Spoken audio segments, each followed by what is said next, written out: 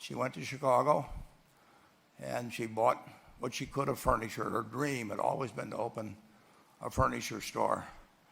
And this woman who had never gone to school one day in her life, with $2,500, but with the same spirit that the people in this room had about having a dream and working to accomplish that dream, she built a business which she sold to me in 1983 for $60 million approximately, and which did $1.5 billion worth of business last year.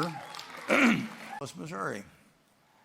And at age 35, having moved up in the organization, the sales organization, he said to his boss, could I go into car leasing business with you? The boss said, well, if you'll cut your salary in half and you'll come up with, I think it was $25,000, which he borrowed, we can become partners in a car leasing company. So my friend Jack started at age 35 in the car leasing business. And he had 7 cars. It was pretty slow. In fact, one of the things he did was whenever the phone rang, he let it ring 3 or 4 times so people would think that he was very busy answering other phones. And of course, it was the only call he was going to get all day. So his first venture was okay, but it wasn't really going to go anyplace. And there's a lesson in this for all of us. At age 40, he decided with 17 vehicles, 17 cars, he was going to go into competition in the rent-a-car business. So now he's taking on Hertz and Avis and National and people like that who have hundreds and hundreds of thousands of cars. And he's got 17 cars. And his cars aren't any different than theirs. I mean, he's buying them from General Motors or Ford or Chrysler.